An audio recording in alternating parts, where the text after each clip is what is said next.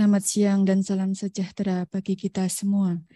Yang terhormat Ketua Bawaslu Kabupaten Sukoharjo, Bapak Bambang Morianto, SDMH.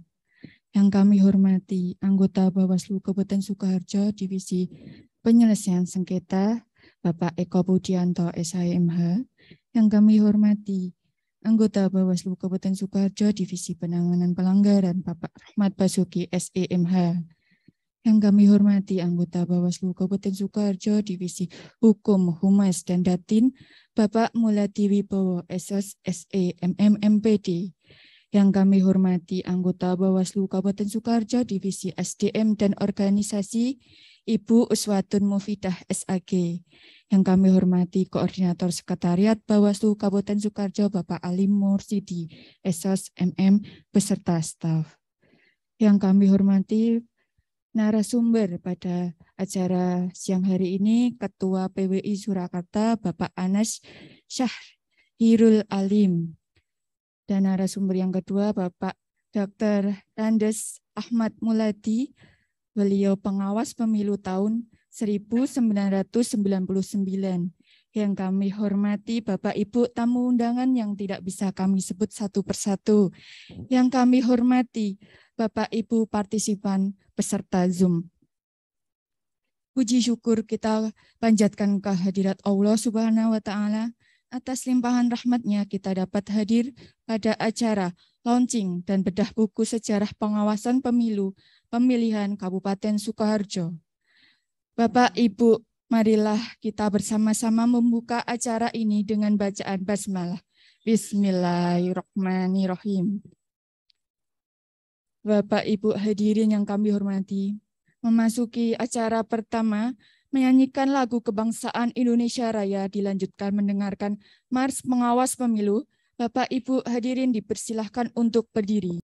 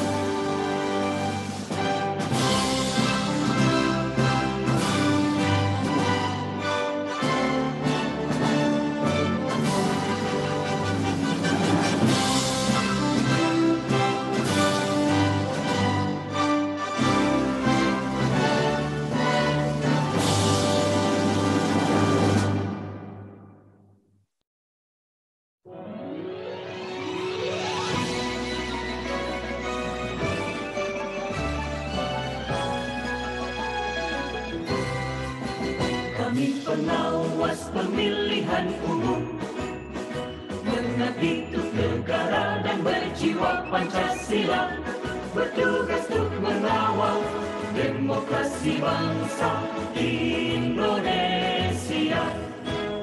Berdasar undang-undang kami pun berdiri, wujudkan harapan reformasi. Kobar semangat kami tak akan berhenti, ayo awasi. Jujur, adil, mandiri, berintegritas tinggi, menjaga hak pilih di seluruh negeri. Bersama rakyat, awasi pemilu, demokrasi demokrasi maju. Pengawas pemilu, tonggak demokrasi bangsa. Bersama Badan Pengawas Pemilu, kita tegakkan keadilan pemilu.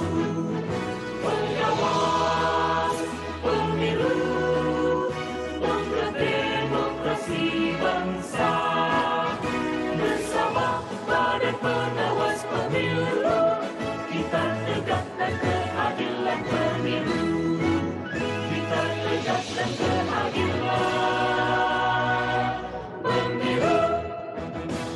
Hadirin dipersilahkan untuk duduk kembali. Selanjutnya, marilah kita dengarkan sambutan dari pimpinan Bawaslu Provinsi Jawa Tengah.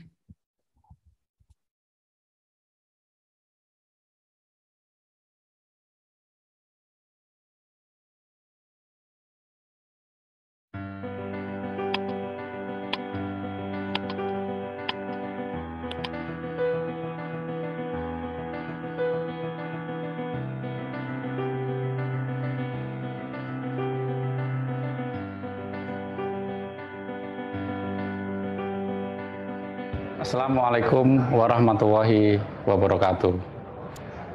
Bawaslu Kabupaten Kota yang saya hormati, para hadirin yang hadir di launching buku pengawas pemilu yang saya hormati. Seperti yang kita tahu bahwa pemilu di Indonesia memiliki sejarah yang cukup panjang. Begitu juga keberadaan pengawas pemilu yang mengawal proses-proses demokrasi, sejarahnya juga cukup panjang di Indonesia. Sejak tahun 55 sudah ada pemilu, kemudian tahun 80-an sudah ada pengawas pemilu, hingga sekarang juga proses-proses pemilu diawasi oleh pengawas pemilu.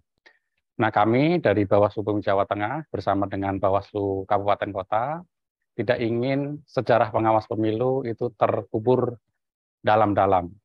Kita ingin menggali sejarah-sejarah pengawas pemilu sejak 2004 hingga sekarang agar sejarah tersebut ya bisa kita pelajari, bisa kita ungkap untuk anak cucu kita sebagai sebuah pembelajaran, sekaligus peristiwa-peristiwa pengawasan pemilu itu tidak hilang begitu saja.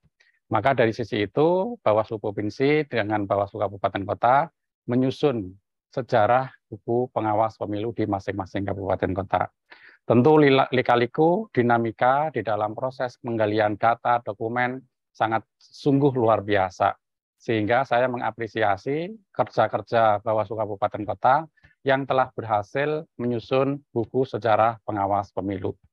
Ini menjadi catatan yang sangat penting, yang nanti bisa jadi akan menjadi sebuah sumber yang amat penting untuk tahun mendatang, 5 tahun mendatang, atau bahkan 10 tahun mendatang, atau bahkan 100 tahun mendatang.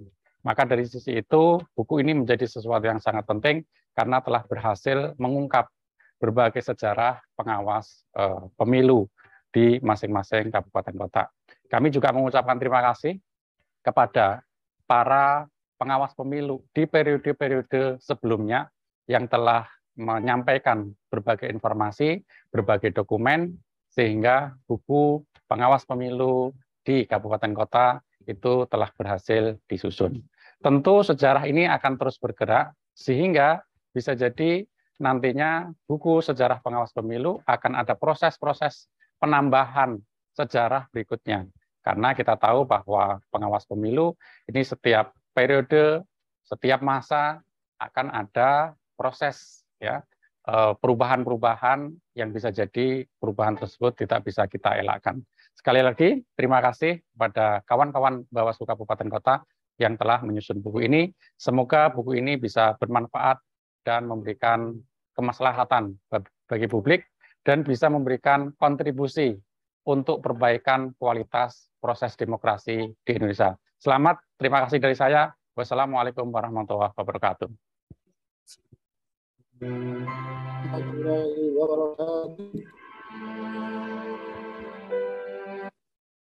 Baik, acara selanjutnya ialah sambutan Ketua Bawaslu Kabupaten Sukoharjo kepada Bapak Bambang Morianto SDMH. Dipersilahkan.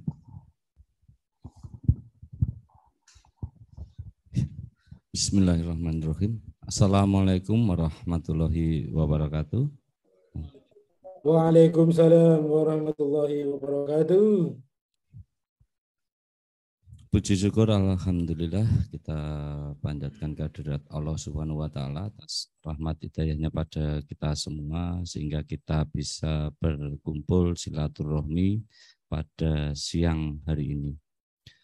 Dan yang kami hormati anggota Bawaslu Kabupaten Sukoharjo lengkap, dan saya hormati narasumber Mas Anas dan Pak Muladi.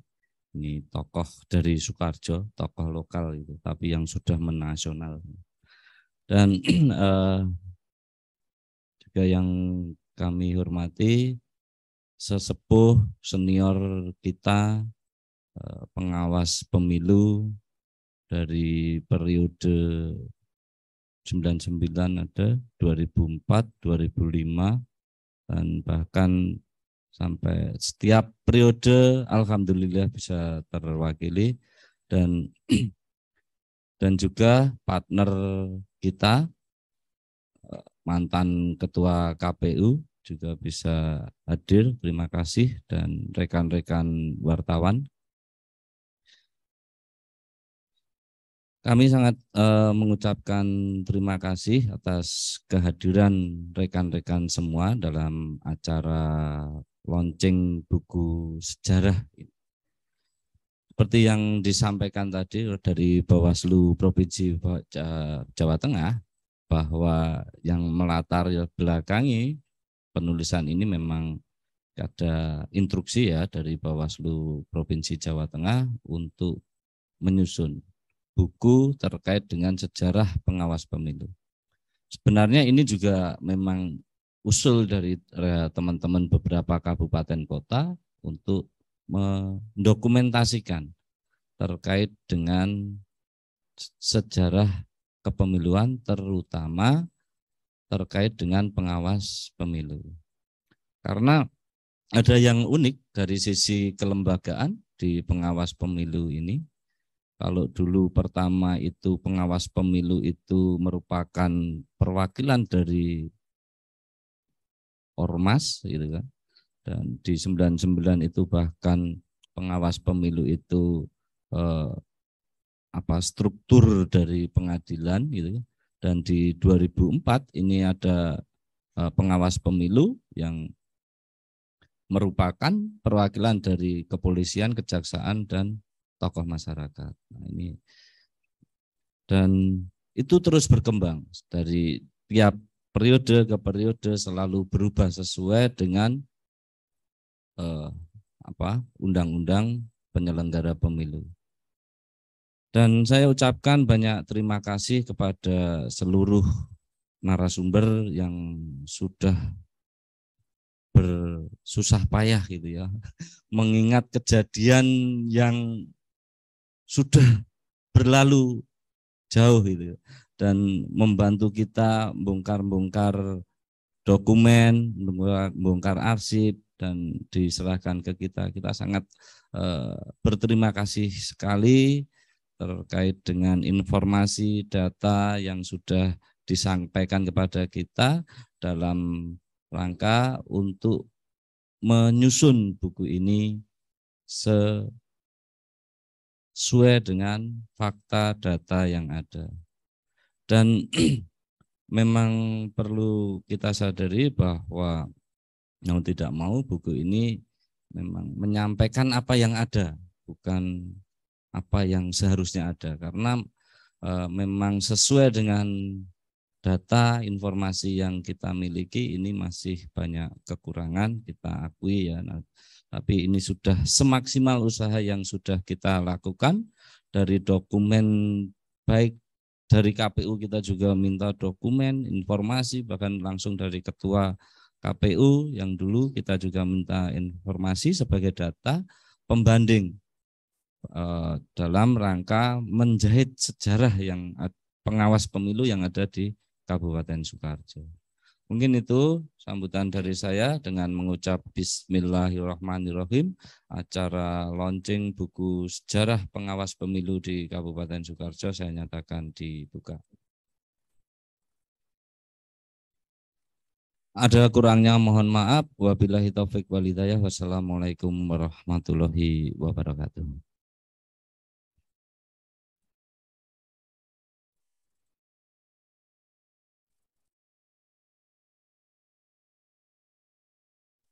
Bapak Ibu hadirin, selanjutnya memasuki acara inti yaitu launching dan bedah buku sejarah pengawasan pemilihan Kabupaten Sukoharjo, sekaligus diskusi dan feedback buku oleh Bapak Ibu tamu undangan dan partisipan Zoom yang akan dipandu secara langsung oleh Bapak Rohmat Basuki SEMH selaku moderator. Kepada Bapak Rohmat Basuki SEMH dipersilahkan.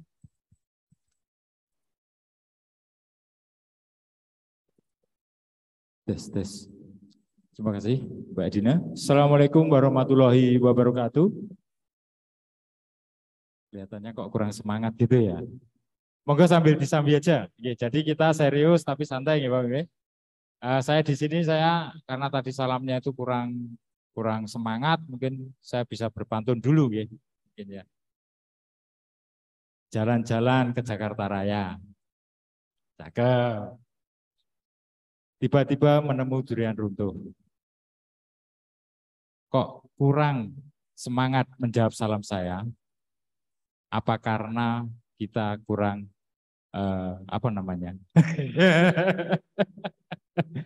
kurang nggak bertanya aja.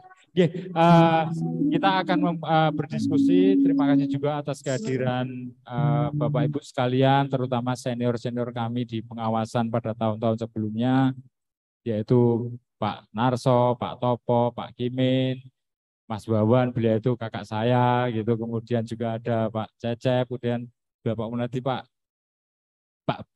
Bakti, kemudian juga ada Pak Priyono, kemudian juga Pak Kuswanto, yang notabene sering menjadi partner kami dalam pengawasan, dan juga teman-teman wartawan yang hadir, dan juga tidak lupa hadir out yang hadir lewat Zoom. Saya mengatakan hadir out karena tidak di dalam ruangan. Jadi hadirin itu di dalam, kemudian hadir out di luar, kan seperti itu. Seperti yang sudah dalam tema pada siang hari ini, yaitu kita mencoba untuk membedah buku terkait dengan sejarah kepengawasan, terutama sejarah kepengawasan di Kabupaten Sukoharjo. Seperti kita ketahui bersama bahwasanya yang namanya pengawas itu dari awal itu sudah banyak sekali terjadi perubahan nama maupun perubahan bentuk, ya saya mengatakan seperti itu. Yang pertama mungkin juga kita pernah mengenal yang namanya itu Panwasla, kemudian Panwasli, kemudian menjadi Panwaskap, dan terakhir itu menjadi Bawaslu Kabupaten Kota, kan seperti itu.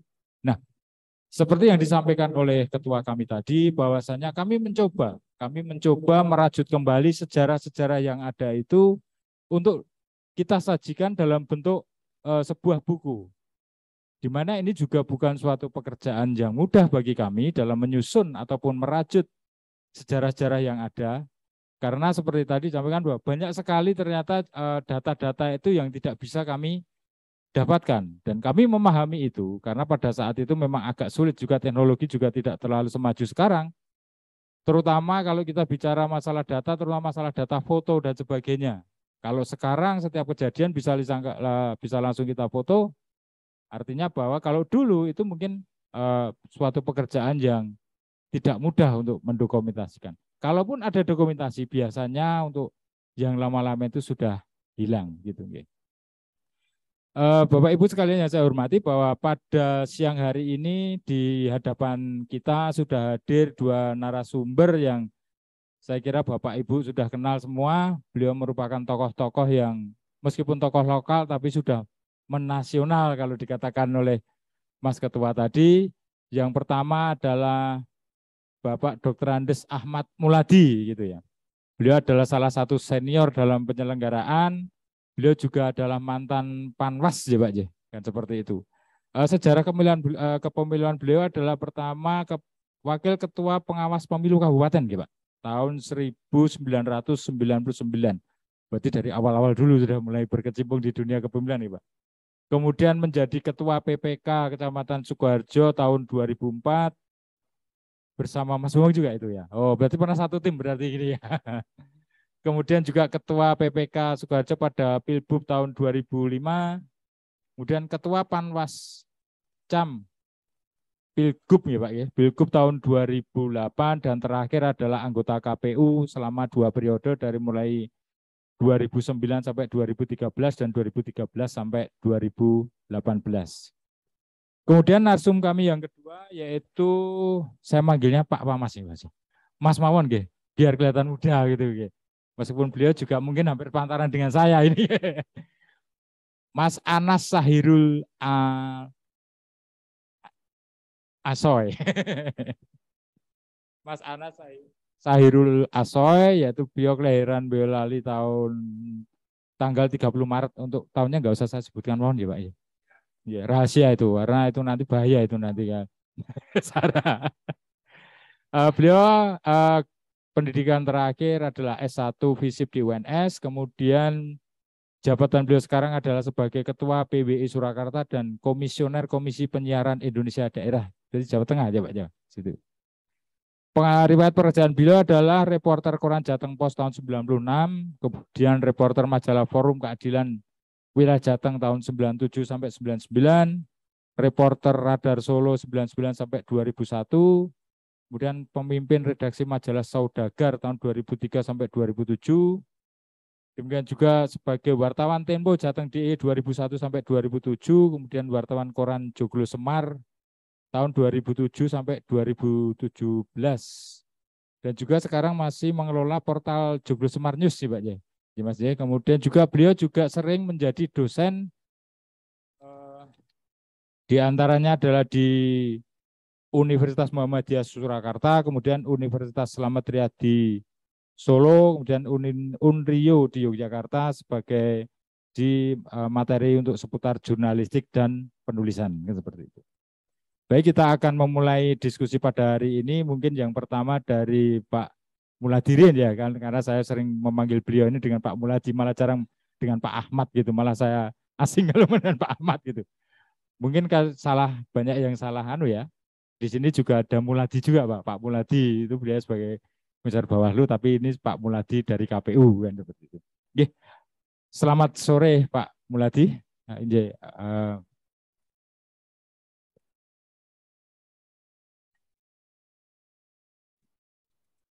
ya, selamat sore. Sehat ya Pak Muladi? Alhamdulillah sehat. Nah, Pak Muladi.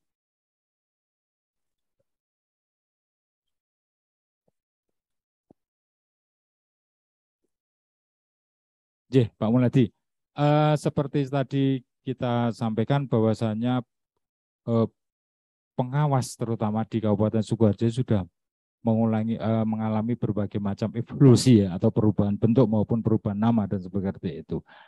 Menurut Pak Muladi, bagaimana sih sebenarnya pengalaman Pak Muladi pada waktu awal-awal dulu menjadi seorang pengawas tahun 1999 ya.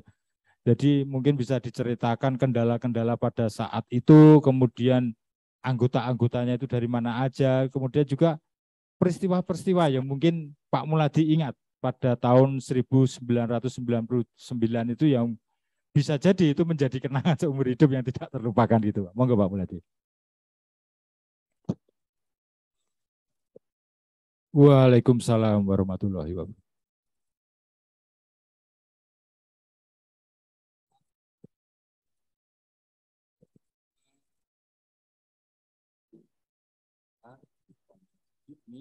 Dalam tak kurang satu apapun menjawab pertanyaan dari Pak Rahmat tadi, bahwa memang saya mulai tahun 1999 sampai 2018 itu hampir tidak off dari penyelenggara pemilu. Bahkan yang belum tercatat itu tahun 2009 itu saya pernah jadi pengawas tingkat desa, tingkat kelurahan. pada tahun 99 berdasarkan Undang-Undang Nomor 3 masalah penyelenggara pemilu, maksudnya Undang-Undang Nomor 3 tahun 99 masalah penyelenggaraan pemilu atau pemilihan umum, dibentuklah pengawas pemilu di tingkat kabupaten berdasarkan instruksi dari atau surat edaran dari Mahkamah Agung. Yang itu intinya bahwa di tingkat kabupaten perlu dibentuk pengawas pemilu yang unsurnya pada saat itu dari beberapa unsur. Yang pertama itu minimal ada 3 unsur, yaitu dari hakim, lalu dari masyarakat itu sendiri, tokoh-tokoh masyarakat, dan dari perguruan tinggi. Sedangkan dari perguruan tinggi pun juga ada ketidaksamaan jumlah daripada yang mewakili. Sedang misalkan dari UMS itu ada 2, itu kalau saya tidak keliru Pak Harun SHMH sama Pak Wasikan. Sedangkan dari STI itu Pak Hidup Marsudi, ya. Lalu dari Univet itu Pak Dr. Sri Pak Dr. siapa itu? Edi ya, sama Pak Sugiharso. Sedang dari MUI ada 2, karena MUI 2 yaitu saya sendiri, juga dari Pak Robit Haryadi. Lalu dari Katolik, dari Nasrani ada 2, yaitu Pak Domo sama Pak Katamsi. Dari Ngeruki itu ada Pak Nur Hadi. Ya, Pak Nur Hadi. Itu yang saya ingat. Lalu jelas waktu itu masa jabatannya masih ad hoc gitu, belum seperti yang sekarang, karena memang tadi sudah disampaikan beberapa kali dari teman-teman bahwa Panwas atau pengawas pemilu itu berubah-ubah sesuai kebutuhan untuk melaksanakan undang-undang itu sendiri. Sedangkan jumlah daripada pengawas pemilu di tingkat kabupaten itu cuma disebutkan 3 unsur tadi, sedangkan di Sukoharjo itu 13 orang. Iya, 13 orang, di tiap-tiap kecamatan itu ada 5. Sedangkan kejadian-kejadian yang urgen itu tidak begitu muncul, padahal waktu itu tahun 99 itu diprediksikan akan terjadi gejolak pelanggaran yang masif. Maka jauh-jauh sebelumnya kami sama ketua mengusulkan dengan koordinasi dengan PPD waktu itu, yang sekarang KPU, waktu tempatnya di tempat wakil ketua bupati itu, mengusulkan agar supaya suatu permasalahan itu segera bisa ditindaklanjuti atau dicegah atau segera direbam, maka setiap habis kampanye itu diadakan rapat koordinasi. Rapat koordinasi atau penyelarasan satu pemahaman antara penyelenggara pemilu, yaitu PPD, dari Panwas, dan dari peserta kampanye itu sendiri. Sehingga setiap permasalahan apapun, termasuk dalam tanda petik dulu ada yang hampir seperti pidana gitu, kalau menjelek-jelekkan dan menfitnah gitu. Tetapi setelah kita kumpulkan malam itu di BPD, ya sudah clear, barbar, tidak ada masalah. Dan bahkan pelanggaran-pelanggaran yang sifatnya kecil-kecil pun juga sudah bisa diselesaikan pada malam itu juga. Langsung ya, pada langsung saat malam itu. Lah, yang agak krusial pada saat itu adalah justru pada akhir-akhir penetapan daripada calon terpilih. Nah, karena calon terpilih itu walaupun sudah ada nomor urutnya, waktu itu calon terpilih itu diusulkan. Nah, diusulkan. Jadi yang mengusulkan kalau sekarang jelas digedok oleh KPU, asal tidak ada keliruan, tidak ada yang protes. Yeah. Tapi kalau dulu diusulkan oleh partai politik. Nah, diusulkan oleh partai politik walaupun juga dengan perolehan suara terbanyak di masing-masing kecamatan. Nah, pimpinan partai politik itu tiap partai politik pun juga ada yang beda. Ada yang ketua sekretaris, ada yang menyebutkan ketua dan wakil sekretaris, ada wakil ketua dan sekretaris. Ketiga-tiganya mengajukan. Itu yang marak puyeng itu. Tidak bisa menyalahkan, BPD juga tidak bisa menolak. Panwas waktu itu saya dimintai, karena yang datang saya itu dulu Pak Edi Sudarmono yang dari Hakim itu sibuk terus, jadi waktu itu sering yang mewakili itu saya. Apalagi kalau malam rapat-rapat koordinasi itu hampir penuh 100% yang mewakili saya. Lah pas itu saya judek itu. Lah secara yuridis itu benar, tapi apa mungkin kan satu calon itu akan diajukan oleh tiga kelompok dalam tanda petik, yaitu ketua sekretaris, ketua wakil sekretaris, dan wakil ketua dan sekretaris itu. Itu sampai lama itu, hampir dalam tanda petik hampir tidak bisa diselesaikan. Tapi akhirnya dengan lobby-lobby para parpol itu sendiri, ketua sekretaris dan sebagainya, rembukan sendiri, akhirnya detik-detik terakhir akhirnya ya tetap ya bisa dikeluarkan. Bahkan dulu status akornya juga berbeda. DMPR status akor ini dengan partai ini pada akhir berubah. Sehingga itu juga jadi permasalahan tersendiri. Itu saya kira untuk pengalaman-pengalaman untuk periode tahun 99, dan nanti juga mungkin bisa kita diskusikan atau mungkin juga ada pertanyaan yang lain yang setelah itu. Dan juga saya pernah jadi juga, yaitu tadi sudah dikatakan Panwas Kecamatan maupun saya itu juga pernah jadi pengawas pemilu tingkat di Kelurahan Gayam. Itu dikarenakan begini, waktu itu saya sudah tidak daftar, kebetulan anak saya yang maju. Lah anak saya di pertengahan pilpres itu, pilek itu diterima sebagai PNS. Akhirnya didatangi Pak Camat. Ya tindakan Pak Camat cuma guyon. Mas sampai ini masuk birokrasi jadi pengawas pemilu. Anak saya udah geologi gitu. Pak, saya tadi ditekoi Pak Camat ya tidak dipenging sebetulnya. Cuma kita kok ya rapatian ya nek sampean jadi pengawas nek jadi PNS atau waktu itu apa belum diangkat itu. Akhirnya saya temui Pak Camat, Pak. Mengke kersane anak kula itu ngerampung ke pilek ini dulu. Nanti setelah pilek biar off, nanti pilpresnya kalau tidak ada yang ganti di tingkat Gayam, saya jadi pengawas tingkat kelurahan tidak apa-apa. Akhirnya pilpres tahun 2009, saya betulnya 2009 itu pengen off, tapi 2009 saya tetap jadi pengawas pemilu. Sehingga dari tahun 99 sampai 2018 saya off dari KPU, saya itu tidak pernah jeda dari perpemiluan. Demikian. Menarik ya Pak disampaikan oleh Pak Muladi tadi, seperti dikatakan dari tahun 99 sampai dengan tahun 2018 ya Pak, jenengan tidak pernah off. Ini saya malah curiga Pak, jangan-jangan KTP ini jenengan itu penyelenggara pemilu pekerjaannya itu Pak. Pak Muladi, menilai apa yang Pak Muladi sampaikan tadi, yaitu tahun 1999 dengan begitu banyak partai kan, seperti kalau tidak salah ada 48 partai Pak, kalau tidak salah itu. Nah, untuk apa yang SK itu untuk tahun 99 itu yang mengeluarkan dari mana itu Pak? Kan dari Panwas. Bukan, SK pengangkatan dari Panwas Kabupaten itu. Nah, jadi yang membentuk Panwas Kabupaten itu adalah Pengadilan Negeri. Oh, Pengadilan Negeri. Dan itu wajib yang jadi ketua itu harus dari hakim, karena mungkin begini. Jadi setelah pada saat Orde Baru, bukan mengecilkan Orde Baru ini ya.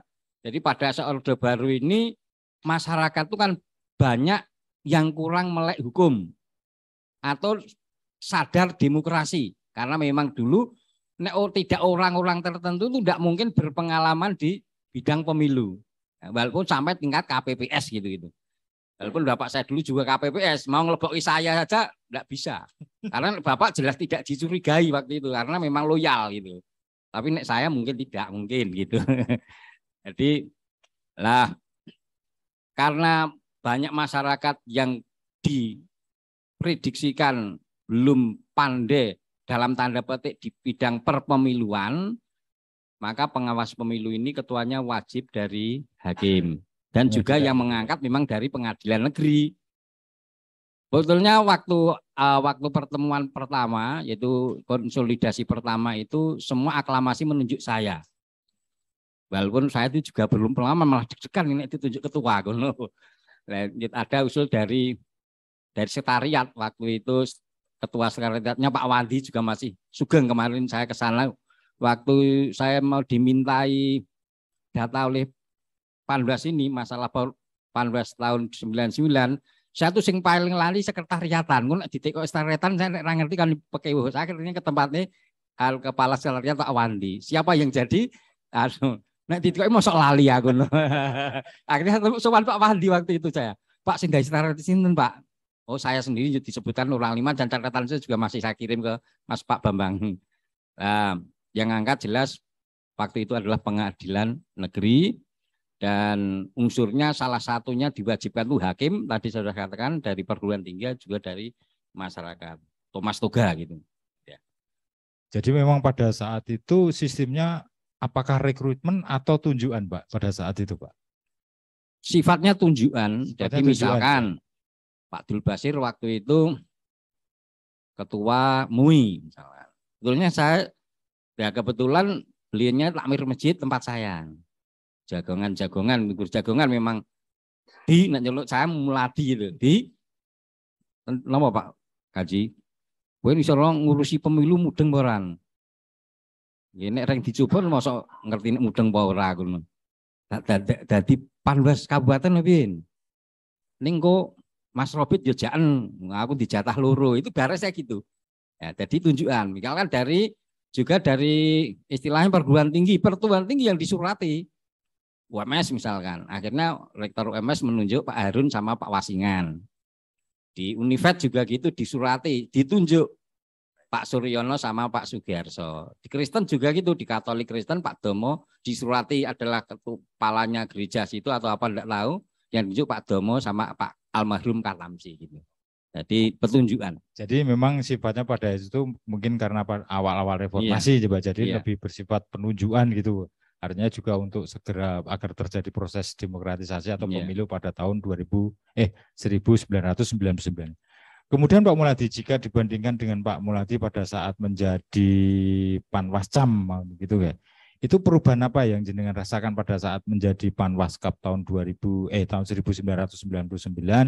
kemudian berubah menjadi anggota Panwascam ya Pak pada saat itu. Itu perubahan yang Pak Muladi paling ingat itu berapa, Pak? Terima kasih. Jadi karena dasar undang-undangnya pun juga sudah berbeda. Kalau dulu itu Undang-Undang Nomor 3 masalah pemilihan umum, sedangkan yang tahun 2008 itu 2008 ya. 2008 itu masih rezimnya Undang-Undang 32, yaitu pemerintah daerah. Jadi untuk tahun 2008, 2008 itu masih rezimnya Undang-Undang 32 pemerintah daerah. Sehingga di tingkat kecamatan misalkan itu kan unsurnya dari kepolisian sama dari masyarakat ya tokoh masyarakat. Kebetulan saya ambil yang dari masyarakat karena saya bukan polisi gitu. Ya, bukan polisi, saya ambil dari masyarakat dan yang uji saya itu di sini kita ada gitu. Sinten, Pak? Bukan ini. Pak Narso. Pak Narso itu yang membela saya. Waktu itu mau dijeglok ke saya. Wah, yang bela Pak Narso itu. Nek muladi mbak anu pernah mbok dadake dibrontak kowe ngono. Ya jelas sing mau ganti saya orang dari partai. Lah nang aku ora dadi sing dadi kae tetap tak ya. Kenapa kok sing dadi kae aku. Nek misalkan yang dadi yang lain bukan itu enggak apa-apa, podo-podo. Malah yang didadikan orang itu jelas. Tetap tak ya. Akhirnya Pak Narso wah, Pak nanti kudu dadi. Jadi undangnya sudah beda, unsurnya berbeda. Dan juga wewenangnya juga sedikit agak berbeda walaupun saya di tingkat kecamatan tahun 2008 itu karena itu pilihan gubernur itu ketok adem ayem itu 2008. Nggih Pak Narso nggih. Adem ayem karena pemilu gubernur, Pak. Jadi gubernur beda dengan pemilu yang lain karena agak adem dan saya waktu itu anggota saya itu 3. Saya, Pak Mariono yang sering dari Panwascam itu, sama dari kepolisian. Pak Suwardi apa itu. Nek perbedaannya ya hampir sama, cuma pengawasan saja, pengawasan juga nanti ada laporan, menindaki laporan dan temuan kalau tidak bisa disinkronkan ya dimajukan ke tingkat berikutnya, misalkan itu pidana ya langsung ke kantor kepolisian gitu. Jadi hampir sama. Berarti pada saat cuma tidak seperti yang sekarang. Sekarang itu Panwas itu tugasnya banyak, ruwet sekarang, lebih ruwet dari sekarang. Mari uangnya ya sudah pinter-pinter. Ini dikei Wanwas yang pinter-pinter ini ya. Jadi pada saat itu suasana juga pada waktu perekrutan Panwascam juga udah keras ya Pak, inceng-incengan tadi ya, seperti itu tadi disampaikan Pak Narso yang membela jenengan biar tidak geger seperti itu. Ya, saya kadang Pak Narso itu, nanti sampai tak bilang kok aku dadi. Ya, terima kasih ya. Ini untuk sementara itu dulu Pak. Kemudian beralih ke Pak Anas ya, Mas Anas gitu nggih. Mas Anas, jenengan sebagai partisi jurnalistik ya saya mengatakan seperti itu. Ini kan buku sudah tercetak dan kemarin juga kami sudah kirimkan terkait dengan buku tersebut termasuk materi isi di dalamnya gitu kan. Nah, untuk tampilannya Pak Anas nggih, itu menurut Pak Anas bagaimana tampilan terhadap buku itu tersebut itu, tampilan, layout dan sebagainya gitu dulu aja. Karena itu juga penting karena ini namanya bedah buku. Jadi memang kita harus membahas buku tersebut gitu kan. Mulai dari cover, mulai dari warna cover, kemudian mulai dari layoutnya itu kan bisa disampaikan termasuk juga tidak apa ya namanya itu bahwa kritik itu kan juga sebagai obat buat kita karena jujur aja bahwa buku ini adalah buku kedua yang diterbitkan oleh Bawaslu Kabupaten Sukoharjo. Sebelumnya ada buku yang kalau tidak salah judulnya itu Pilkada di Masa Pandemi gitu kan.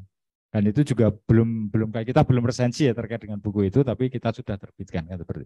Monggo Mas Anas, terima kasih. Itu dulu aja. Wah, ini kalau ngeritik ya nanti di dalam saja kan. Enggak apa-apa. Ini memang forum terbuka mau bedah buku gitu. Tapi yang jelas saya terima kasih diberi kesempatan untuk sharing di sini. Ini sesuatu yang sangat berharga. Ada pendekar-pendekar pemilu ini, baik pengawas maupun pelaksana di sini. Ada beliau-beliau yang sudah ini kan seusia bapak-bapak saya. Nah, kalau Mas Cecep, Mas Muladi, beliau ini kan seangkatan kita, masih muda-muda, masih 17 tahun semua kan. Gitu. Dewasa. 17 sih. Tapi begini, Mas Rohmat, sebelumnya yang penting bagi saya adalah begini, ketika sebuah langkah itu ada, itu saya pikir itu yang paling penting ini dulu. Karena ini kan mendokumentasikan sebuah perjalanan sejarah bagi saya. Karena pemilu itu kan perjalanan sejarah. Sejarah yang itu juga nanti akan diulik oleh, apalagi contohnya mengulik itu kan ya. Akan diulik oleh generasi-generasi kita berikutnya. Kalau soal konten itu kan, ya semoga ini nanti ada cetakan pertama, ada cetakan kedua, ada cetakan ketiga, dan 100 kan begitu. Amin. Ya secara umum dari sisi perwajahan ya alhamdulillah sudah bagus, cuma mungkin di dalamnya aja yang harus kita lebih hidupkan gitu ya.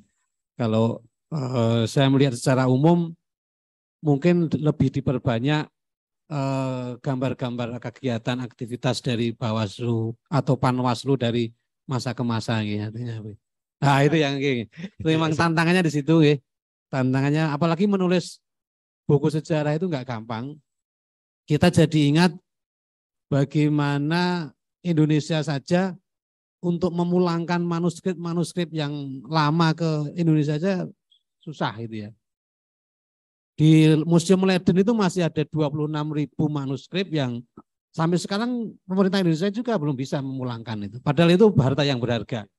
Nah, tantangan kita menulis sejarah memang di situ. Makanya kalau kita lihat buku-buku sejarah kita ya, kalau kita lihat cetakan 1, cetakan 2 hampir sama gitu ya. Kita nyaris nggak ada perkembangan baru. Karena itu tantangan kita mendatangkan bahan-bahan sejarah itu yang sulit. Apalagi kalau keburu, mohon maaf, keburu tokoh-tokohnya meninggal gitu ya. Saya yakin Pak Muladi ini juga gak ada foto-foto di rumah mungkin ya. Enggak ada ya Pak? Atau siapa tahu yang lain punya gak ada foto yang atau dokumen yang lain. Ini harus kita kejar. Itu tantangannya. Jadi secara umum saya melihatnya itu mungkin perwajahannya ya itu. Kalau dari sisi perwajahan biar lebih menarik, ini kan lebih banyak grafis ya. Semoga nanti pada karya berikutnya ada mungkin foto-foto dan sebagainya yang lebih menarik. Saya juga punya tantangan juga ketika beberapa kali saya nulis juga begitu. Saya nulis tentang sosok-sosok tentang mulai Pak Jokowi, tentang ibunya Pak Jokowi juga begitu. Tantangannya mereka nggak punya dokumen-dokumen lama kayak Bu Sujiatmi yang kemudian saya tulis juga itu, kendalanya juga dokumen-dokumen lama. Sama seperti penulis-penulis sejarah di Indonesia juga begitu. Mendatangkan bahan itu nggak gampang. Ya, tadi saya contohkan masih ada 26.000 manuskrip di Leiden yang orang Belanda nggak mau melepas sampai ke kita itu, karena itu sangat berharga. Jadi rampasan perang orang Belanda itu ya rampasan salah satunya manuskrip ini yang sampai sekarang masih tersimpan di sana. Bahkan sebagian juga manuskrip kita itu tersimpan di Monash University. Gitu. Nah ini tantangan kita ketika menulis perjalanan sejarah. Tapi apapun saya salut bahwa ini semoga tidak hanya menjadi kenangan sejarah itu. Bahwa buku ini tidak hanya sekedar menjadi kenangan sejarah, tapi juga menjadi bahan literasi, juga menjadi bahan edukasi bagi generasi kita itu ya. Ya, buku itu kan paling gampang untuk meninggalkan legasi kepada generasi penerus.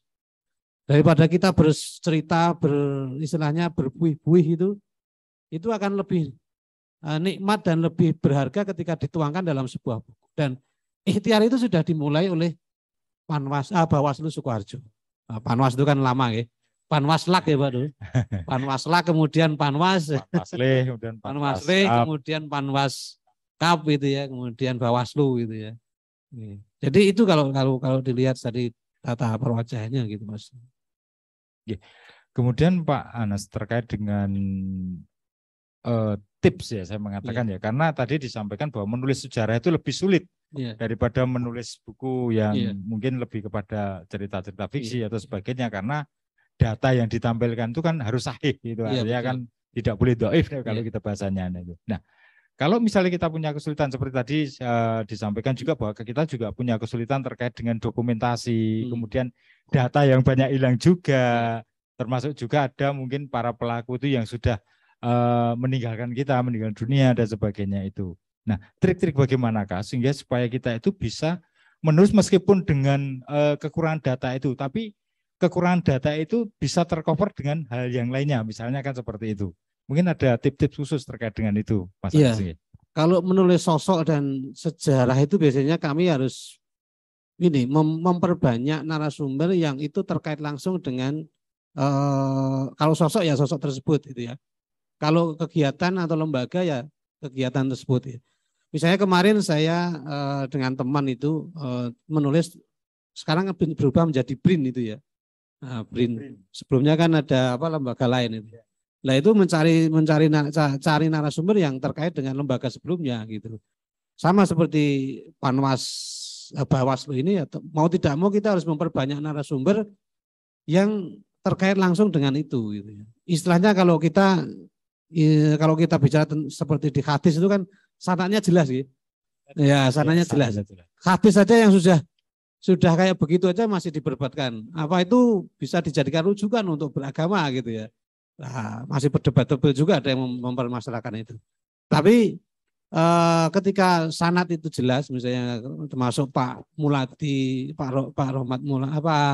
Ahmad Muladi, kemudian beliau-beliau yang lain itu diperbanyak, kemudian dikonklusi dan dirangkum itu. Saya kira itu akan mengurangi misalnya bukan protes ya, kesahihan dari sebuah karya buku ini gitu ya. Apalagi ini buku yang bukan hanya bercerita tentang kesejarahan, tapi kan pendokumentasian juga. Jadi ini punya peran dua sebenarnya. Satu, menulis kesejarahan perjalanan dari Bawaslu, tapi juga menjadi dokumen, alat dokumen. Cuma kemudian kalau kita bicara dokumen, grafis dan sebagainya, itu kan sebenarnya sudah ada di mungkin laporan-laporan. Kemudian bagaimana merangkum menjadi sebuah buku yang itu enak dibaca gitu ya. Karena nanti kalau kita semua isi grafis selesai, ini satu buku isinya grafis semua. Nah, makanya hal yang paling penting sebenarnya adalah merangkum dari komentar-komentar dari berbagai tokoh yang terkait langsung dengan lembaga ini, kemudian disinkronkan, di cross checkkan, misalnya komentar beliau dari Pak Ahmad Muladi di cross checkkan dengan yang lain gitu ya, dengan tokoh yang lain apakah benar gitu ya, dan kemudian Bawaslu dengan timnya baru kemudian membuat konklusi-konklusi gitu ya. Kalau soal kemudian ke depan ada yang bukan begitu nggak masalah. Itu bagian dari berarti ada antusiasme pembaca. Gitu ya. Justru kita menunggu umpan balik. Harus kita menunggu feedback dari masyarakat. Ketika muncul berarti itu sesuatu yang kamu menangkap itu. Sepanjang pola pendokumentasian, pola wawancara dan sebagainya sudah tadi memperbanyak narasumber yang ada. Kembali ke buku Iya. itu, ya Pak Anas. Menurut Pak Anas, dari apa yang sudah disampaikan oleh teman-teman di Bawaslu Kabupaten Sukoharjo terkait dengan isi buku, secara redaksional itu, menurut Pak Anas, apakah mudah dipahami atau tidak itu terkait dengan itu? Secara redaksional juga, apakah buku itu secara secara substansi itu bisa mengena terhadap maksud dari tujuan dari buku tersebut itu? Ya, saya baru membaca, ya kan saya dikasih Pak Muladi itu beberapa hari yang lalu itu, hampir khatam sebenarnya, kurang sedikit, hampir khatam mungkin kurang sepertiganya khatam itu. Tapi secara umum saya sudah bisa menangkap bagaimana kisah perjalanan pengawas pemilu. Jadi kita nggak bicara bawas lah ya. Jadi kita bicara tentang pengawas pemilu yang ada di Kabupaten Sukoharjo. Saya hanya mungkin menyarankan ada beberapa hal yang menarik sebenarnya. Kayak konten-konten itu bisa dieksplor. Kayak misalnya saya lebih condong dinamika perkara yang ditangani oleh Bawas atau Panwas dari masa ke masa. Itu sebenarnya kalau itu bisa dieksplor itu akan lebih menarik. Misalnya tentang perkara calon kepala desa nyalek, kemudian ada caleg yang ijazahnya diduga palsu, kemudian ada PSU yang membawa salah satu ketuanya dibekarakan gitu ya. Kemudian ada juga yang sudah tercoblos atau sebelumnya, dan banyak perkara-perkara lain sebenarnya yang tapi saya belum melihat lebih detail gitu. Kalau itu lebih detail, kemudian perkaranya bagaimana, mungkin dibuat subbab per subbab atau suatu saat dibuat tersendiri malah lebih bagus. Misalnya tentang perkara yang pernah ditangani pengawas pemilu dari masa ke masa. Nah itu mungkin juga menarik, artinya itu akan menjadi cermin itu ya, menjadi cermin bagi mungkin generasi panjenengan sedoyo. Oh zamannya Pak Rohmat, zamannya Pak Bambang, zamannya Pak Muladi, Pak Eko, Pak Mufuwida itu dulu cara menangannya begini. Apakah ini relevan juga ketika ditangani mungkin pada masa nanti gitu ya? Karena masing-masing zaman itu kan ada masanya ya. Mungkin zamannya Pak Muladi nggak sampai menangani perkara ya, hanya menangani pengawasan pelaksanaan gitu Pak. Tapi sekarang kan wewenang beliaunya luar biasa ini. Bahkan mengikat itu ya. Mengikat kalau ibaratnya seperti itu. Mereka itu menjadi pemutus perkara ini. Yang mulia itu Mas. Nah, yang mulia. Yang mulia. Nah, ini kan dinamika itu sebenarnya saya sebelum mendapatkan di sini, atau mungkin ini sengaja disimpan oleh beliau-beliau ini akan menjadi buku berikutnya itu ya. Siapa tahu gitu ya. Nah, kalau itu bisa dieksplor saya pikir menarik karena bayangkan Panwas, lembaga Panwas itu kan ya kalau dibandingkan KPU itu kan paling banyak bergoyangnya kan. Dinamikanya kan macam-macam ya. Berubah-ubah ya dari Panwaslak, tadi, kemudian personelnya juga berubah-ubah 3, 7, 14 itu ya. 5 sekarang 7 lagi kan itu. Dinamikanya sangat kayak roller coaster ya. Nah, kayak roller coaster itu kan. Berubah-ubah, kemudian belum nanti intip-intip mengintipnya di luar Pak. Saling intipnya di luar juga luar biasa. Gitu. Kalau Pak Cecep ini kan sudah di KPU sudah merasakan aroma yang berbeda kan itu ya. Nah kan, jadi dinamikanya cukup luar biasa kalau lihat dibanding KPU ya. KPU relatif lebih statis gitu ya. Tapi kalau pengawas pemilu ini kan kayak roller coaster. Anggaran juga begitu ya. Anggaran juga dulu nggak jelas. Ikut siapa sih anggarannya ini? Itu sebenarnya nanti saya cari tahu terkait dengan anggaran itu tadi Pak. Oke. Jadi begitu Mas. Jadi kalau saya melihat itu pola mungkin lebih dieksplor lebih menarik itu. Ada kisah-kisah di sana itu lebih menarik. Dan mumpung beliau masih sugeng-sugeng bisa dieksplor. Terima kasih Mas Anas. Jadi sesuatu masukan yang buat kami yang luar biasa menurut kami ya. Artinya bahwa apa yang kita sampaikan di buku itu ternyata memang masih ada yang bisa dieksplor gitu. Artinya kan masih bisa untuk kita, kalau bahasa di Bawaslu Karjo, kita ulik. Jadi nanti bisa menjadi suatu macam buku baru atau mungkin nanti buku pendamping dari buku sejarah pengawasan ini. Gitu, seperti itu. Kemudian kembali ke Pak Muladi gitu. Pak Muladi. Pak Muladi kan dari tahun kemarin pernah menjadi pengawas, juga pernah menjadi juga penyelenggara teknis di Komisi Pemilihan Umum maupun di PPK gitu Pak. Nah, menurut Pak Muladi dari masa ke masa ini gimana sih sinergitas antara pengawas yang Sukoharjo dengan KPU selama ini yang Pak Muladi rasakan baik pada saat Pak Muladi menjadi pengawas maupun Pak Muladi sebagai penyelenggara teknis atau menjadi jajaran dari KPU maupun komisioner KPU itu sendiri. Terima kasih. Terima kasih. Jadi tadi sudah saya katakan mulai tahun 99 itu memang kita hubungan dengan PPD waktu itu, kalau sekarang namanya KPU itu sangat erat sekali karena sama-sama dulu adalah istilahnya pengalaman baru. Nah, masih banyak yang pengalaman baru, walaupun dari PPD itu juga banyak parpol, tapi kan juga parpol-parpol baru yang belum begitu berpengalaman. Sehingga walaupun tahun 99 itu diprediksikan terjadi beberapa permasalahan karena banyaknya parpol, tapi justru adem-adem saja. Walaupun tadi sudah saya katakan pada akhirnya juga tidak gitu, begitu mulus gitu. Sedangkan pada saat saya jadi PPK itu tahun 2005 itu PPK-nya waktu itu Panwas 2005 nggih. 2004 nih, 2005 nggih. Jadi 2004 itu dulu ngelawasi Pileg Pilpres, 2005-nya waktu itu pilihan bupati. Itu hubungan dengan Panwas kecamatan waktu itu Pak Mariono ya, Pak Mariono. Nah, yang Pilpresnya itu Adi Mariono itu siapa? Marianto. Itu kita juga seringan loh, karena kodononin Marianto atau Mariono. Pada saat kami dari PPK dan Mas Marianto itu jadi Panwas, hubungannya juga baik-baik saja karena kita sering ketemu. Jadi Panwas itu hampir tiap hari ke PPK, cari informasi dan sebagainya.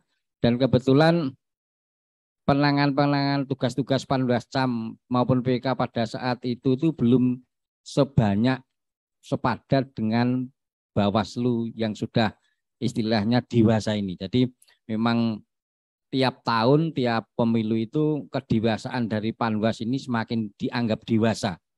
Sehingga sudah saatnya mungkin mulai Undang-Undang Nomor 7 itu sudah saatnya Panwas itu tidak hanya ad hoc saja karena sudah banyak yang dewasa, maka dibuat secara permanen atau Bawaslu. Iya, Bawaslu. Jadi kalau hubungan waktu dari KPU juga gitu, sama Bambang ini dan sebagainya, saya kira tidak begitu terjadi friksi antara pengawas maupun dari penyelenggaranya. Hampir belum pernah jadi friksi antara pengawas dengan penyelenggara baik waktu dari PPK maupun dari KPU. Sehingga hubungannya baik-baik saja. Dan tadi saya sampaikan setiap malam waktu tahun 99 itu kampanye kita ketemu. Sehingga permasalahan apapun sampai malam kita perdebatkan, kita uncai bagaimana permasalahan, bagaimana kita damaikan dan sebagainya. Akhirnya ya bisa damai akhirnya setelah ending rapat terakhir koordinasi jam 11, jam 10 itu akhirnya ya salaman gitu. Karena memang kami buat supaya permasalahan itu kalau kita endindi dalam tanda petik, kalau istilah Jawanya semakin sulit diurai. Tapi kalau baru terjadi insya Allah cepat diurai dan juga bisa ditemukan titik temunya gitu. Ya, terima kasih Pak Muladi. Kemudian kembali ke Pak Anas lagi ini terkait dengan buku. Saya memang masih penasaran dengan buku saya sendiri. Saya mengatakan seperti itu ya, buku saya sendiri ya. Artinya menurut Mas Anas terkait dengan isi dalam buku itu termasuk juga sistematika maupun gaya bahasa mengatakan seperti itu. apakah itu sesuai dengan sesuai dengan buku untuk sebuah sejarah gitu kan, seperti itu. Karena kami kemarin belum berpikir terkait dengan model buku pengawas sejarah itu bagaimana, kemudian model buku ilmu pengetahuan bagaimana, tetapi kami lebih mengacu pada fokus pada isi buku tersebut. Sedang sistematika ya memang belum kami perhatikan secara fokus kan, seperti itu. Monggo Mas Anasi. Ya, ya kalau kita tadi singgung Mas Rohmat tentang bahasa, mungkin saya juga sedikit aja masukkan. Jadi kalau kita ini kan kebetulan di lembaga negara ya, lembaga negara tentu kita usahakan penyusunan buku EYD-nya harus menyesuaikan dengan EYD yang ada gitu. Saya melihat ada beberapa yang mungkin perlu dikoreksi, ya, misalnya terutama adalah di tanda hubung dan sebagainya. Karena misalnya tanda hubung yang harus dipisah itu yang mana kan itu. Jadi bukan apa-apa sih, karena kita itu dianggap kan orang yang punya, artinya level kita kan sudah bapak-bapak ini kan komisioner ya, bawas gitu ya. Nah tentu kan kalau dibaca anak kita sendiri yang paham nanti juga nggak nyaman kan gitu. Nah itu nanti jadi saya masukkan aja untuk EYD harus sedikit mungkin suatu nanti ada korektor lah misalnya. Ya contoh paling gampang itu tanda hubung misalnya. Kalau di yang harus dipisah itu yang mana, atau ke yang harus dipisah yang mana dan sebagainya, itu penting gitu ya. Karena itu sangat standar, apalagi anak-anak kita kan belajar di bahasa Indonesia gitu. Itu kan untuk masukan kalau tadi disinggung Pak Rahmat tentang bahasa itu ya. Tapi kalau kemudian konten kesejarahan ya, ini sebenarnya kalau dianggap buku sejarah ya, makanya tadi saya sebut ini istilahnya mix ya antara sejarah dengan dokumen, lebih ke sana. Ini kan sejarahnya ada, tapi dokumentasinya lebih kental gitu kan. Dokumentasi datanya kan lebih kental, grafisnya banyak dan sebagainya ya. Kemudian tadi perkara-perkara yang ditangani juga ada, tapi kenapa nggak coba dieksplor misalnya yang menarik itu yang menarik. Nah itu saya pikir bisa jadi sedikit masukan buat panjenengan. Tapi secara umum kalau kita pengen tahu perjalanan atau kilas balik Panwas di pengawas pemilu di Sukoharjo ya minimal ini sudah bisa menjadi jembatan. Masyarakat sudah dapat jembatan. Oh ini loh, silakan nanti baca buku ini. Bisa juga misalnya ada kunjungan atau apa, ini juga bisa dijadikan, kita nggak usah cerita banyak ya terjang perjalanannya pengawas di Sukoharjo kan begitu. Jadi begitu Mas. Jadi memang karena kita sebagai lembaga negara memang ya saya setuju Pak. Artinya memang tanda-tanda hubung dan sebagainya itu memang harus sesuai dengan EYD yang ada di situ. Nah itu memang kemarin juga sempat menjadi fokus kita ya seperti itu. Dan mungkin kedepannya lagi itu masukan bagi kami Mas Anas ya. Jadi mungkin kami nanti akan meminta pertolongan atau meminta bantuan dari para korektor-korektor itu sehingga kedepannya lebih baik. Baiklah Sobat Bawaslu yang ada di Bawaslu Kabupaten, di kantor Bawaslu Kabupaten Sukoharjo maupun yang ada di Zoom. Sebelum kita melanjutkan diskusi yang saya kira itu lebih menarik lagi, mungkin ada pertanyaan-pertanyaan yang akan disampaikan. Jadi ini saya beri untuk 3 pertanyaan dulu, baik yang di Zoom maupun yang di kantor Bawaslu ini. Untuk di Zoom nanti kita ada door prize, Mas. Itu yang di Zoom itu nanti kita ada door prize yang mengajukan pertanyaan. Nanti akan kami undi siapa yang akan mendapatkan door prize tersebut. Monggo, mungkin yang di dalam. Dari Mbak siapa? Dari mana? Monggo. Ya. Oh, Mbak Mahda dari Solo Pos ya. Monggo.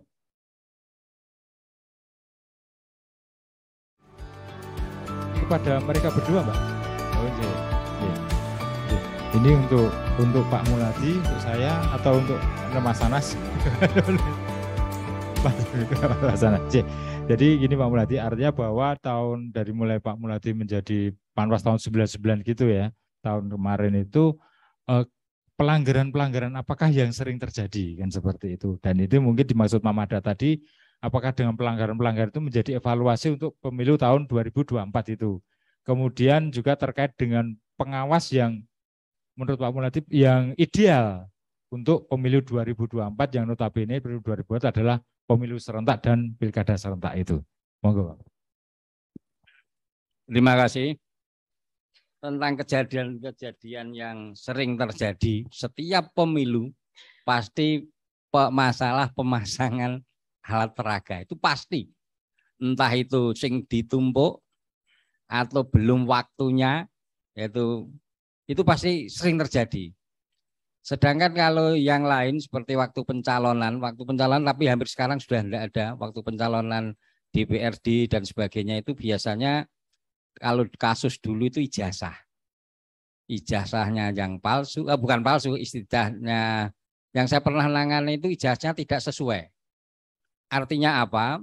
Dulu salah satu partai itu mengajukan ijazahnya itu kan minimal lulusan SMA. Ya waktu itu tahun pemilu 2014. Tapi dia hanya lulus PGAP dan dia juga mendapatkan istilahnya surat keterangan dari organisasi tertentu bahwa dia itu lulus, surat keterangan lulus. Surat keterangan yang notabene satu waktu itu saya tanyakan di Dignas, tapi juga karena itu di naungan Depak itu saya tanyakan, memang itu tidak bisa dipersamakan. Waktu itu ya dari partai juga ngotot bahwa ini sama. Lah, kalau sama tolong dibuatkan surat keterangan dari Depak, dari Kementerian Agama waktu itu saya juga ke Semarang, tolong dibuatkan bahwa di atas hitam di atas putih bahwa surat ini menunjukkan bahwa ada kesetaraan dengan SMA. Saya diutus sama Pak Kus itu sampai 2 kali ke Semarang. Dan sana pun juga tidak bisa memberikan. Dan kalau tidak bisa memberikan, saya pun juga ngotot tidak mungkin ini akan kami terima sebagai calon legislatif di Sukoharjo. Pokoknya dia harus ada keterangan yang memadai. Sehingga dia akhirnya, sebetulnya kalau beliaunya sudah agak ngandang, tapi justru ketua partainya waktu itu ngotot. Dan akhirnya ya dimaklumilah, akhirnya ya sudah menerima, sudah Pak Muladi saya minta maaf, akhirnya ini tidak akan saya coret saja, saya ganti yang lain gitu. Itu yang paling menonjol itu ya itu cuma itu. Lalu biasanya verifikasi. Lalu verifikasi karena sudah enak daripada verifikasi yang dulu. Dulu itu harus door to door. Tahun Mas Bambang mungkin masih kelingan. 2004 itu saya verifikasi, waktu itu salah satu partai itu tinggal 1 dari daerah Combongan itu, Bahan Mati Combongan itu, dia tuh tidak di rumah. Kalau tidak di rumah kan ya tidak bisa diverifikasi.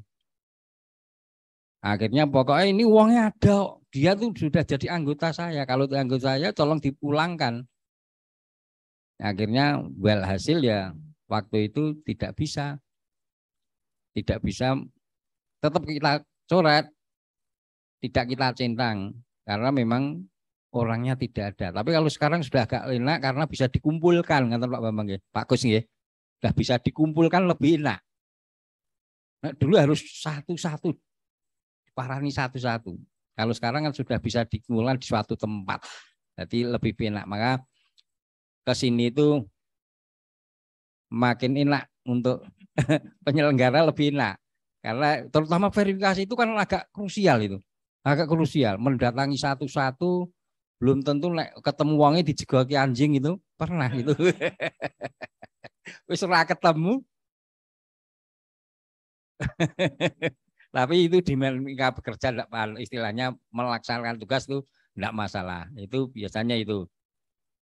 Yang berikutnya itu pemasangan alat peraga, saya paling terkenal itu tahun 99.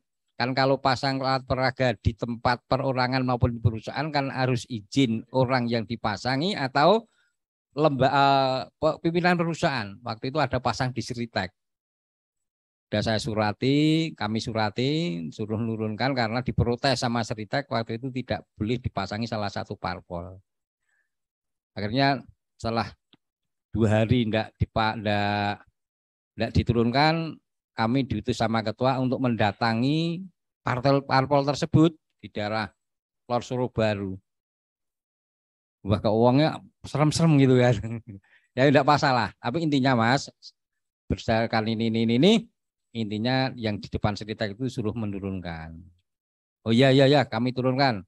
Tapi kita tunggu waktu termin yang berikutnya tidak diturunkan, ya kami kerjasama dengan Satpol PP, kami turunkan. Kata Pak Bambang, Ketua Bawaslu, karena mungkin ada ongkos pasang, tapi tidak ada ongkos bongkar turun itu. Dan itu permasalahan itu sering terjadi, paling banyak terjadi. Bahkan juga ada dulu di Polokarto itu, jane wis bener sih masang malah dicopoti gitu. Ayo repot lah. Partainya masang wis bener. Dapat tugas dari mana saya lupa, enggak usah saya sebutkan saja. Itu malah disuruh nurunkan. Akhirnya kan partai ini lesu loh. Tapi ya sudah bisa digeramaikan, karena selama masih bisa didamaikan lebih baik didamaikan. Akhirnya juga damai. Terima kasih gitu mungkin. Terima kasih Pak Muladi. Mungkin terkait dengan jumlah ideal pengawas itu mohon maaf, itu mungkin nanti ditanyakan di luar aja terkait itu, karena kita lebih fokusnya itu lebih meresensi buku yang ada ini Mbak Mada. Kemudian mungkin Pak Anas ya, dalam konteks penulisan tadi memang kami perlu banyak belajar terkait dengan penulisan-penulisan, apalagi hal-hal yang sederhana ini. Nah, seandainya buku ini itu kita jadikan dalam bentuk sebuah film, menurut Pak Anas itu bagaimana, Pak? Misalnya kita ambil satu peristiwa gitu kan, kemudian jadikan film gitu, berawal dari ini, apakah ini sudah memenuhi gitu kan buku tersebut ini? Oh, kalau soal materi saya yakin kisah dari Mas Soekarjo sangat terpenuhi itu ya. Cuma kemudian istilahnya kalau kami itu sudut pandang yang mau kita ambil yang mana gitu. Istilahnya kalau dalam di sisi jurnalistik angle-nya mau ngambil yang mana kan berkaitan. Apakah hanya mau memotret tentang perjalanan kelembagaannya saja, misalnya di tahun 82 begini, di tahun 99 begini, di tahun-tahun berikutnya begini gitu ya. Ataukah kita mau mengeksplor tentang misalnya penanganan perkaranya begitu.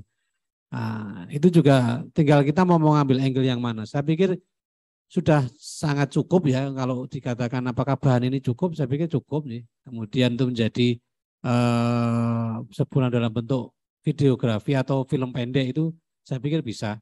Kemudian juga ada peluang juga menjadi film dokumenter juga bisa kan itu. Hanya film dokumenter juga dari sisi lain yang lain juga bisa. Karena saya sepakat bahwa sekarang itu untuk menyampaikan pesan-pesan itu enggak hanya terhenti di secara tatap muka secara langsung. Ada banyak, apalagi di era sekarang itu orang-orang yang sekarang lebih banyak mager gitu ya. Kaum rebahan itu. Tadi dikumpulkan itu kaum rebahan itu semakin banyak dan sebagainya. Kalau dikumpulkan yang datang cuma itu saja. Kita tahu rapat RT itu yang datang ya orang-orang itu aja gitu. Nah, saya pikir kalau mau menggunakan berbagai macam platform penyampai pesan itu saya mengapresiasi. Apakah nanti dalam bentuk film pendek atau film dokumenter, banyak saya pikir ada, tinggal kemudian nanti kita buat FGD-nya aja, workshopnya mau film yang bagaimana itu sebenarnya selesai. Misalnya ada beberapa teman-teman yang ahli juga, saya pikir bisa dimanfaatkan dari kampus, dari komunitas kawan-kawan perfilman juga ada gitu ya. Dan sekarang juga jembatan untuk itu juga makin banyak, ada YouTube, ada ya platform yang lain, medsos, TikTok, macam-macam itu ya. Orang senang sekarang juga main TikTok. Healingnya kan sekarang main buka TikTok kan. Kalau panjenengan mungkin healingnya ke masjid atau kemana lah. Wah, kalau saya mancing itu Mas. Mancing. Nah, ini banyak di sana itu kan healingnya sekarang ada yang buka TikTok itu 8 menit sehari, ada yang sampai berapa 300 detik di Indonesia itu rata-rata begitu kan, macam-macam ya. Nah, ini saya pikir itu bisa dipakai sebagai penyampai pesan untuk kawan-kawan yang ada di luar sana itu. Ya kalau mungkin generasi-generasi kami ke atas mungkin bisa ya, kalau Pak Muladi masih senang silaturahmi, bersenda guru ya Pak ya. Nah, gitu. Tapi kan ada target panjenengan sedoyo. selaku sasaran edukasi untuk pelaksanaan pemilu yang mereka juga tidak nyaman, kadang-kadang lebih senang dengan tadi kaum-kaum rebahan, kaum-kaum yang nonton dengan pola-pola platform yang lain itu. Terima kasih Mas Anas. Mungkin ada pertanyaan lainnya yang ingin ditanyakan di forum ini terkait dengan buku, berapa halaman dan sebagainya, boleh terkait dengan itu. Dan juga mungkin di teman-teman yang ada di luar, boleh bertanya. Iya. Monggo Pak Kus. Beliau adalah mantan ketua KPU 3 periode, ketua KPU 2 periode Pak Suwanto. Monggo Mas. Waalaikumsalam warahmatullahi wabarakatuh. Terima kasih masukannya Pak Kuswanto, itu masukan yang bagus sekali dan itu akan menjadi catatan bagi kami juga. Mungkin buat teman-teman yang ada di Zoom atau di webinar yang ada di luar lewat daring, mungkin ada yang ingin mengajukan pertanyaan. Silakan untuk raise hand atau tulis di kolom chat, atau misalnya tidak bisa WA langsung terhadap admin terkait dengan pertanyaan itu yang akan disampaikan kepada kami. Saya kasih satu pertanyaan karena ini waktunya juga sudah agak mepet Monggo, mungkin ada yang mengajukan pertanyaan. Ini nanti ada door prize itu. Sudah ada pertanyaan Mas Mul, Mas Rizky? Belum ada yang resen juga. Oke. Jika tidak ada pertanyaan, mungkin kita closing aja, terakhir dengan hal ini mungkin dari Mas Anas, bahwasanya tidak ada pertanyaan. Mungkin ini closing statement dari Mas Anas terkait dengan buku sejarah ini dan juga masukan-masukannya, sehingga kedepannya kami di Bawaslu ini dalam penulisan bisa menjadi lebih baik lagi. Monggo Mas Anas. Mungkin sebelum closing, saya tertarik menanggapi Mas Kus ini. Nah, tadi saya juga begitu Pak Kus. Oh, gambarnya belum itu. Nah, ini Pak Kus yang mana itu? Cuma tadi saya pikir, oh ini mungkin sesuai budgetnya gitu. Itu alasan yang paling masuk akal itu Pak. Memang sesuai budgetnya kita seperti itu gitu. Kalau kertas yang bagus tidak sesuai budget nanti jadi masalah gitu. Tapi saya sepakat juga, memang klise pelanggaran-pelanggaran di pemilu itu kan memang klise. APK, netralitas PNS gitu kemudian ijazah dokumen gitu. Ya memang benar bahwa yang pinter itu adalah pelaku pelanggarnya kan, semakin pinter kan itu. Bagaimana menyiasati. Makanya undang-undang pemilu itu kan paling banyak berubah dibanding undang-undang yang lain kan. Itu kalau juga itu. Nah, kalau bukan orang yang akrab dengan pelaksanaan pemilu itu kan orang nggak akan tahu undang-undang ini gitu ya. Kayak misalnya undang-undang PES itu ya. Undang-undang PES itu dari 99 sampai sekarang masih satu. Undang-undang penyiaran itu juga dari 2002 sampai sekarang juga cuma satu aja. Mau dirubah 9 tahun aja nggak belum berhasil itu ya. Tapi undang-undang pemilu itu tiap mau pemilu ganti. Nah, itu kalau nggak beliau-beliau yang selalu berinteraksi nggak akan, saya aja kadang-kadang bingung udah ganti tuh ini gitu. Nah ini yang menarik. Ya, jadi saya sepakat sebagai closing statement ini langkah yang bagus bahwa buku ini menjadi dokumen yang jangka panjang, manuskrip dokumen zaman penjajahan Belanda yang 350 tahun mereka menjajah, kemudian sampai sekarang merdeka saja. Itu masih diperebutkan itu ya. Itu manuskrip belum dalam bentuk buku. Apalagi kalau buku saya yakin akan banyak diperdebatkan. Bahkan Indonesia aja tadi saya di awal untuk memulangkan aja begitu susah. Nah, saya pikir ini langkah yang bagus bagi Bawaslu untuk memulai mendokumentasikan, membuat edukasi dari buku, meninggalkan legasi dengan buku, dan kemudian membuat literasi teman-teman di lewat buku. Saya jadi ingat tadi saya seorang sastrawan orang Indonesia juga, dia punya, mungkin saya buat quote-nya ini.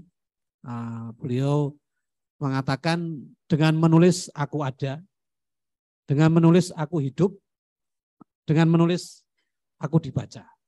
Semoga dengan ini Bawaslu Sukoharjo akan tetap ada dengan buku ini. Amin. Akan tetap hidup. Artinya orang akan tahu juga tentang Bawaslu dan orang akan melihat Bawaslu lewat buku ini. Terima kasih. Amin. Matur suwun. Kalau ada yang kurang berkenan mohon maaf. Assalamualaikum warahmatullahi wabarakatuh. Waalaikumsalam. Terima kasih Mas Anas. Mungkin dari Pak Muladi, monggo. Sebagai closing statement kami, di samping ucapan terima kasih dan kami mendorong kepada Bawaslu Sukoharjo untuk lebih profesional di dalam mengelola pemilu, pengawasan pemilu ini. Karena apa? Karena nanti tahun 2024 akan lebih krusial dibanding pemilu sebelumnya. Mudah-mudahan yang 5 ini nanti akan jadi semua gitu. Terima kasih dan semoga kita tetap bisa dipertemukan di dalam suasana yang berbeda dan selalu diberi kesehatan untuk kita semua. Terima kasih. Monggo tepuk tangan buat narasumber kita yang hebat-hebat ini. Demikianlah acara launching dan juga bedah buku sejarah kepengawasan di Kabupaten Sukoharjo. Kalau tadi Mas Anas juga menyitir seorang sastrawan, saya juga mencoba untuk menyitir seorang sastrawan juga, Mas Anas, ya, bahwa orang boleh pandai setinggi langit, tetapi selama ia tidak menulis, ia akan hilang dari sejarah. Menulis adalah bekerja untuk keabadian. Pramudia Anantatur. Demikian acara pada sore hari ini. Apabila ada salah yang kami sengaja maupun tidak, kami minta maaf. Terima kasih kepada Mas Anas atas kehadirannya dan meluangkan waktunya di Kabupaten Sukoharjo. Kemudian juga Pak Ahmad Muladi yang sudah meluangkan waktunya, dan juga pada yang hadir di sini teman-teman wartawan dan juga senior-senior kami di pengawasan. Semoga silaturahmi ini tidak hanya berakhir di sini, tapi bagaimana nanti kita juga tetap menjalin silaturahmi untuk berbagi tukar pengalaman maupun tukar ilmu maupun hal-hal yang mungkin kita selama sebagai sesama manusia untuk saling bersilaturahmi. Kata orang, silaturahmi menambah rezeki. Demikian, bersama rakyat awasi pemilu, bersama Bawaslu tegakkan keadilan pemilu. Salam awas. Billahi taufik wal hidayah. Wassalamualaikum warahmatullahi wabarakatuh.